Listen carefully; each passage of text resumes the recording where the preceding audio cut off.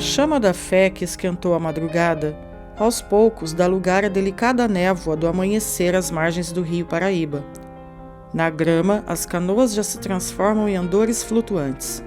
Flores, fitas e celofanes coloridos adornam o Senhor Bom Jesus de Tremembé, Nossa Senhora Aparecida, a mãe dessas águas, e São Pedro Pescador, cuja honra e devoção dos profissionais da pesca motivou essa procissão fluvial que acontece há 33 anos. Aos poucos, outras embarcações vão chegando, aumentando esse cordão. Misturando sensações, o visual vai ficando denso e o sol tímido já anuncia que o dia vai ser lindo. Monsenhor Vicente, reitor da Basílica Menor de São Bom Jesus de Tremembé, chega para abençoar a ação. Um ótimo dia a todos.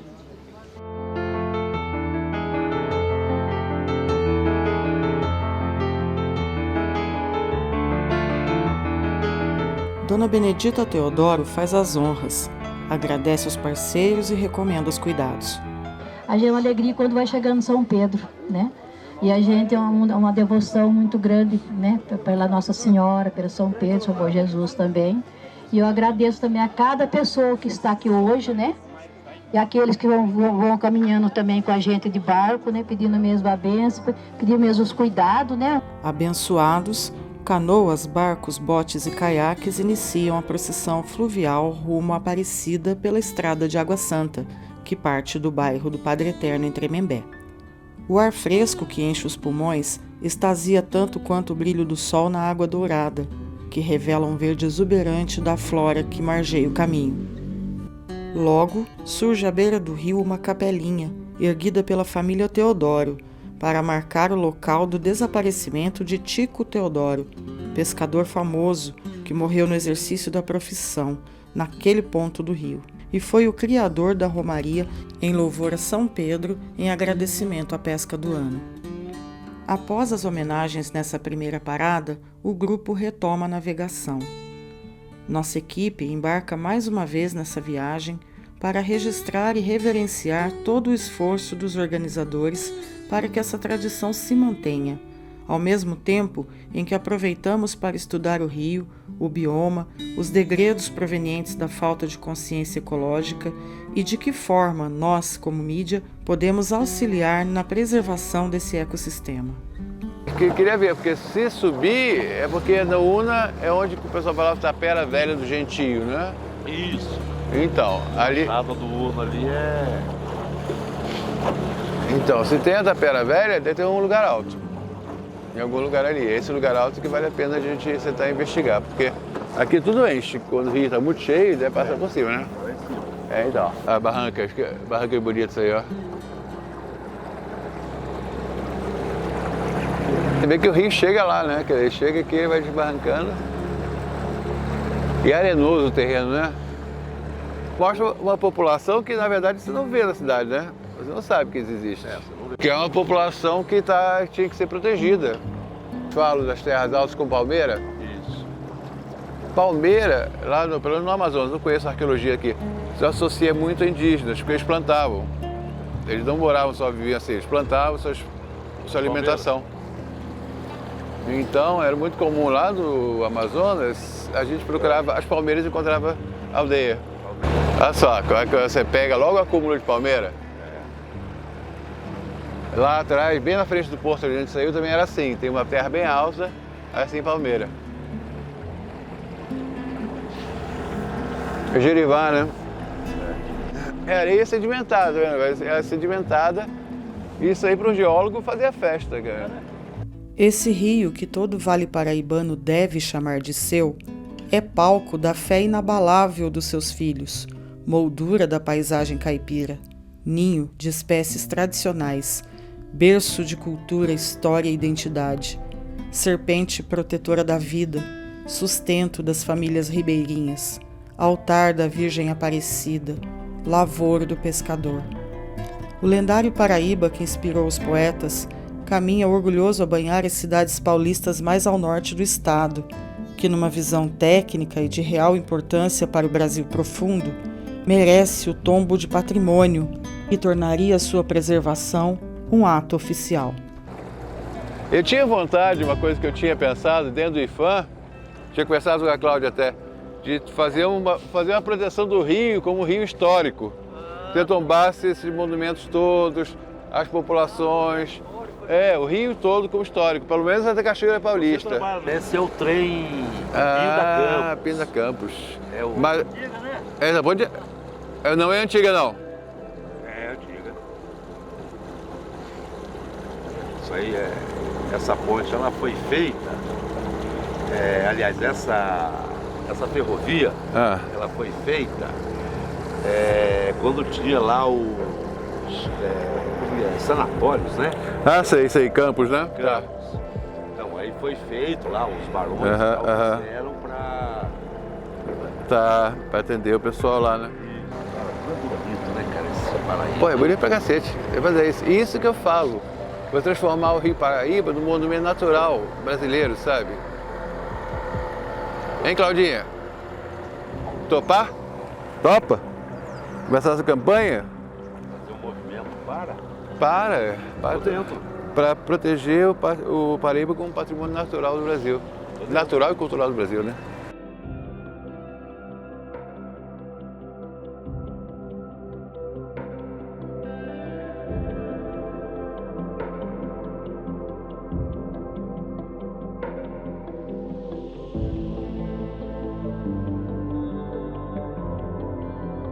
Um dia tem que fazer quem sabe, alguém vai ter paciência e fazer investigação dessas barrancas altas, ó. Tem um pessoal que faz o estudo. Tem uma galera. André, como patrimônio histórico religioso, como é que você vê essa manifestação? Como é que eu vejo essa manifestação? Olha, isso é bom. Eu acho que faz parte de um conjunto de manifestações que são invisíveis que é a sociedade brasileira. Que são constantes e invisíveis, sabe? E que as pessoas tinham que relevar isso como uma forma de ver o mundo da população brasileira. Eu não sabia, ninguém sabe que isso existe. Sabe? A gente fala muito de invisibilidade, mas não fala desse tipo de coisa aqui, como essas manifestações que são parte de uma população que também é invisibilizada, que são os pescadores de beira do rio, do Paraíba, que ninguém sabe que tem, assim, as pessoas falam assim, são remanescentes, são pouquíssimos, mas não são tão poucos. É todo um conjunto cultural, todo um universo cultural que a gente simplesmente não sabe que existe. Sabe? Eu acho que se encaixa em todo um complexo de manifestações religiosas, católicas no caso, mas que a gente dá muito pouca atenção. A gente se prende muito naquilo que é institucionalizado, essa cultura popular, católica, a fé católica, a fé do santo, é muito importante para você ter a coesão social da população brasileira. E a gente não vê, a gente não valoriza. E isso tinha que ser uma coisa valorizada como parte da cultura, do espírito popular brasileiro, o espírito do lugar, quando a gente fala espírito do lugar, o espírito do país. Quer dizer, o que faz do Brasil, aquilo que se pergunta, o que faz do Brasil o Brasil, né? Isso são coisas que fazem do Brasil o Brasil. Que a gente não tem essa ideia desse cotidiano, desse dia a dia, sabe? Parece que é uma coisa que a gente tem que criar. Vai ter que criar o povo brasileiro, vai ter que educar o povo brasileiro, vai ter que... E esquece que ele já existe. Isso é um patrimônio de valor inestimável. Sim, sim, sim. A população brasileira é uma coisa maravilhosa. Onde eu fui, eu sempre fiquei encantado com a riqueza, né? E você não vê essa riqueza representada em lugar nenhum. Nem mesmo no patrimônio cultural e material brasileiro, eu vejo que é muito fragmentado, muito segmentado. Acho que esse conjunto de festas populares como esse aqui devia estar inserido um conjunto de sistema de manifestações culturais que protegisse seu conjunto, sabe? E não individualmente, a festa aqui, a festa ali, a festa... Não, dialogam entre si. Eu gosto... Oi, fala. Um evento desse hoje era minimamente para ter 4, 5 veículos de imprensa cobrindo. Sim, sim. Só a TV Cidade. Exatamente. Deveria ter o tempo todo, fazer calendário da cidade, divulgação, estudo. Você não vê, sabe? Então, o próprio Rio Paraíba, se você pegar, ele é invisível. Ele é invisível. Exatamente. Você é uma população ribeirinha, cara, que não pode ser invisível. Cara, não pode ser invisível isso. Acho que a gente tem que aprender uma coisa que ele não sabe fazer. olhar.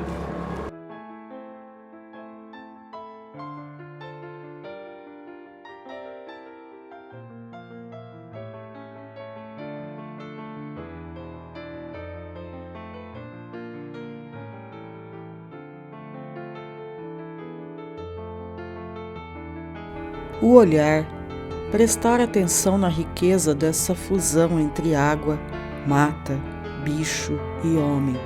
Um bioma ameaçado pela ação de empresários que não tratam corretamente os seus resíduos e os despejam no curso d'água de forma indiscriminada, que fazem cavas de areia nos ceveiros sem seguir os padrões ambientais de retirada mineral, que praticam a pesca esportiva predatória no período de defeso, quando os peixes se reproduzem e necessitam dessa pausa para que os filhotes cresçam e o rio continue a alimentar as famílias.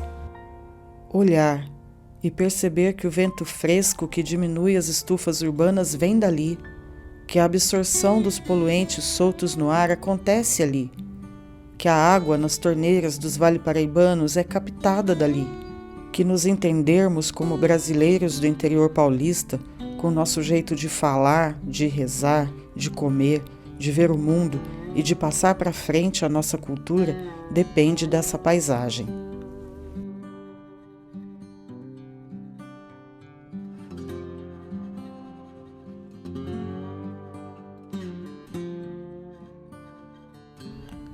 Depois de uma parada para alimentação e preces no Bosque da Princesa em Pindamonhangaba, seguimos viagem pela estrada de Águas Turvas.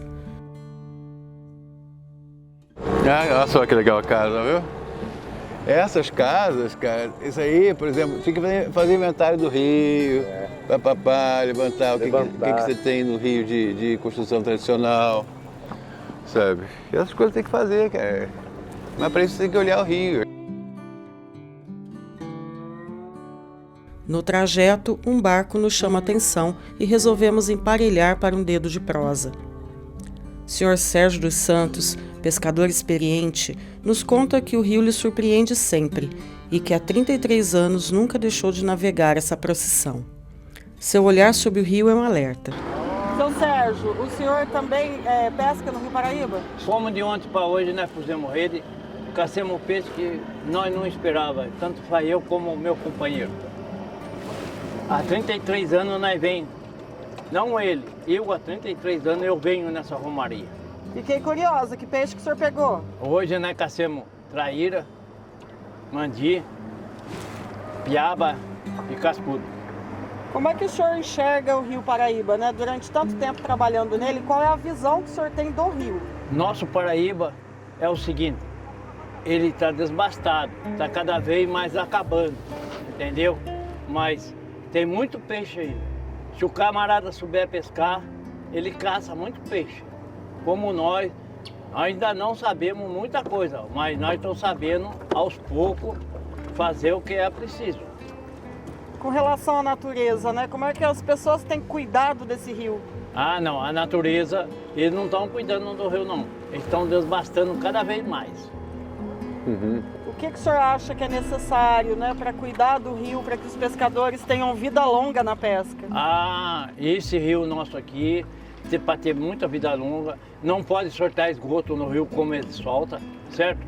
Declaradamente, não só aqui, em todo quanto é lugar que tem esgoto que solta no rio. É tratado, mas não é como é para fazer a dificuldade mais difícil, porque é o seguinte, o rio nosso, ele está morrendo aos poucos, não é bastante, aos poucos ele está morrendo. Né? O que move o senhor nesse rio até Aparecida? Ó, já falei para todos os meus companheiros, enquanto eu tiver força de pegar meu motor, colocar na lancha, ou tiver um deles para pôr, eu continuo indo nessa romaria, porque essa romaria é a romaria do pescador. Obrigado mesmo, viu? A fé do senhor leva o senhor em segurança até lá. Graças a Deus. Quando você olha o rio, você olha a pessoa que depende do rio. Você vê que a relação deles é intrínseca, é como se fosse a mesma coisa. Toda a ideia de patrimônio é exatamente isso, é você saber olhar aquilo que te olha. O rio olha para ele da mesma forma que ele olha para o rio. É como se fosse uma simbiose de espíritos, né? A preocupação dele com o rio também é a preocupação dele consigo.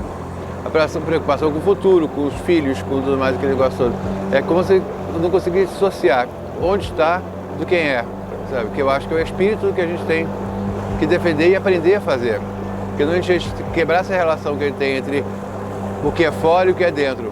Entender que o que é dentro está fora e o que é fora está dentro, e que a gente tem uma relação de que o Berck falaria, né? São as marcas que a gente deixa, as matrizes do nosso comportamento. Se deixando marcas ruins, as matrizes do nosso comportamento serão ruins. Então, aprender a deixar boas marcas para que a gente tenha novas formas de olhar o mundo, né? Melhores e mais construtivas, né?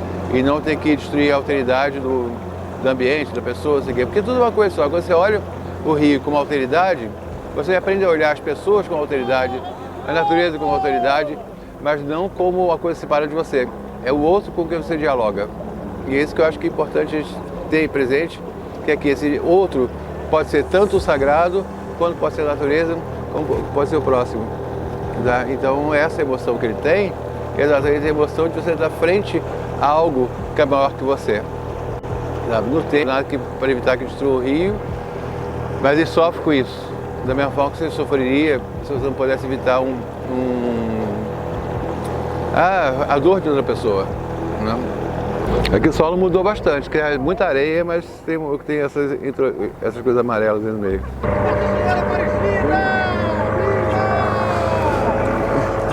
Há muitas curiosidades sobre o traçado do Rio Paraíba, o que o torna tema de muitas pesquisas, e a cada resultado sua importância aumenta significativamente. Não sendo geólogo, né, mas foi que eu apurei pesquisando assim por alto, né? Porque antigamente o Paraíba, ele era o Paraibuno e o Paraitinga, né? Formava o Rio Paraíba, só que desaguava para o lado de São Paulo, e é assim, a frente do Tietê. Depois, com a movimentação de terra, ele criou-se uma barreira e ele teve que dar a volta. Aí deu a volta e passou a correr por aqui. Aí tinha um lago aqui e tudo mais, e começou a seguir as falhas até o Rio de Janeiro. Por isso que é o Rio Estranho, né? Que dá a maior volta, o maior percurso, porque o leito original dele se ergueu. Mas a gente escuta várias histórias interessantes sobre a formação geológica do Paraíba. É por isso que eu acho que Paraíba deve ser um monumento cultural e natural do Brasil. Um rio histórico, como tem outros rios históricos do mundo, né? O Tâmisa, o Sena, o Reno, sabe? São rios históricos, né? Porque Paraíba não pode ser o rio histórico do Brasil, da mesma forma que o Amazonas, São Francisco, Paraíba, que são rios que estão vinculados à história da formação do território e geológico do Brasil, desde o continente tudo, sabe? São rios muito interessantes, sabe? Para você entender a América do Sul, não digo nem o continente, nem o Brasil, a América do Sul como um todo. Por exemplo, pensar como rios patrimônio. Vai no remo, cara, é muito legal isso de ir no remo. E essa canoa baixa é a canoa típica do pescador. A região do Vale do Paraíba nasceu de um acidente natural geográfico e abarca parte das regiões dos estados de São Paulo e Rio de Janeiro. O nosso Vale do Paraíba ganhou esse nome por estar na região da bacia do Rio Paraíba do Sul. O rio beneficia uma população de mais de 3 milhões de pessoas. A bacia hidrográfica do Paraíba, em área, ultrapassa 55 mil quilômetros quadrados e reúne parte da zona da Mata Mineira, o Vale e o Noroeste Fluminense. Em Moreira César, a parada sempre reserva surpresas. A devoção a Nossa Senhora Aparecida faz com que o número de embarcações aumente, e a altura da imagem na canoa representa bem a tradição.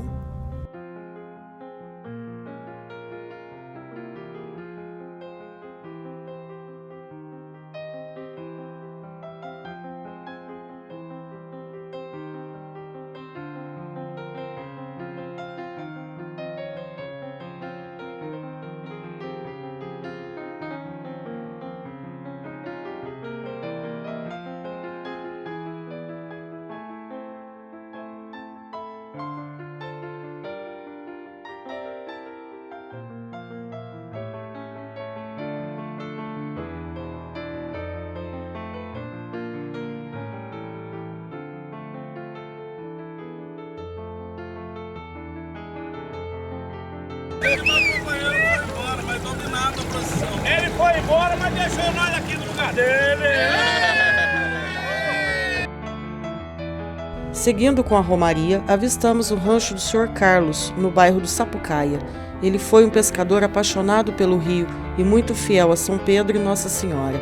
Sua família mantém a sua memória, servindo almoço aos navegantes no antigo e original rancho de pesca.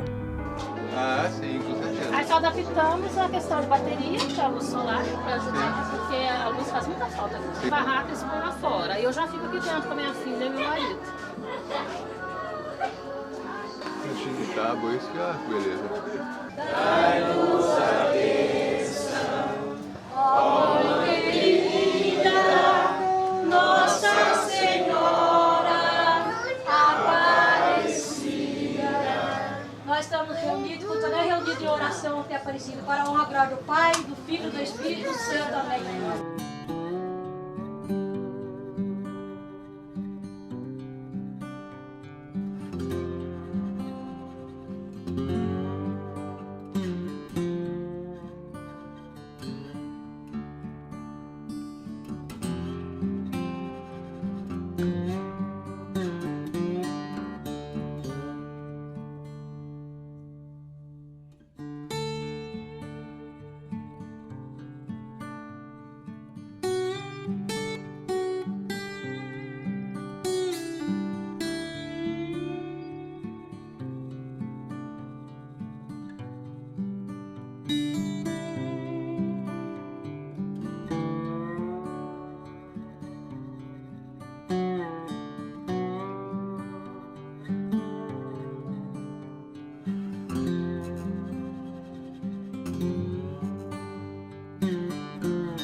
A procissão fluvial vai ganhando formato de cortejo à medida em que as embarcações vão se achegando uma das outras.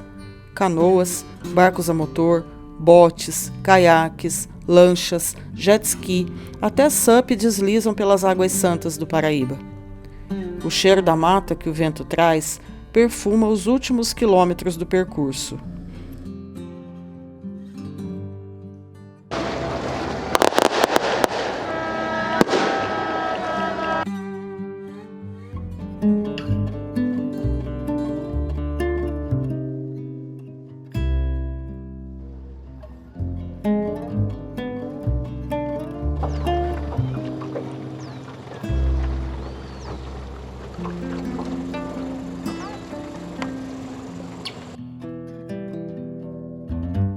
Quando passamos por baixo das pontes que ligam Aparecida a Potim, o coração muda de compasso. São Pedro, Senhor Bom Jesus e Nossa Senhora Aparecida assumem a frente do cortejo. Os pescadores entram num singelo estado de graça, uma espécie de transe, com os olhos vidrados no imponente santuário que se descortina na paisagem.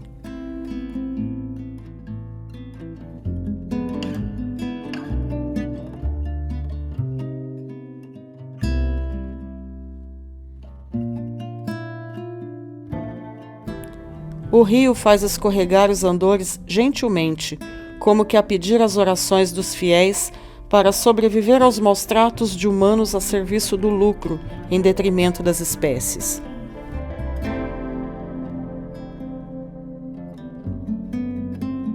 O cortejo aquático vai chegando ao ponto de desembarque no Bar do Peixe. O gigante se enche de cor e movimento.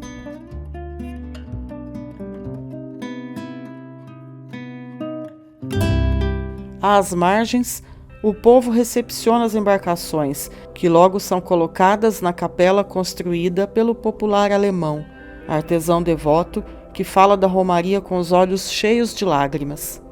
Essa capela, quando eu fiz, foi em 2007. Essa imagem quebrou, eu restaurei ela. Devido à pandemia, faz 2 anos que nós não saímos, e esse ano eu fiquei feliz. Porque na última hora eu vim, reformei a santa, tá quebrada na capela nossa. O amor que eu tenho para Nossa Senhora, eu faço as coisas bonitas. A Basílica Nacional é o final da jornada. Na missa, dedicada aos romeiros navegantes, são bentos os remos, as redes, as imagens e os pescadores. Dentre os pedidos, a preservação do rio Paraíba se destaca. Quem subsiste das águas consagradas à Virgem, crê nas forças da natureza e a defendem com a sua própria vida.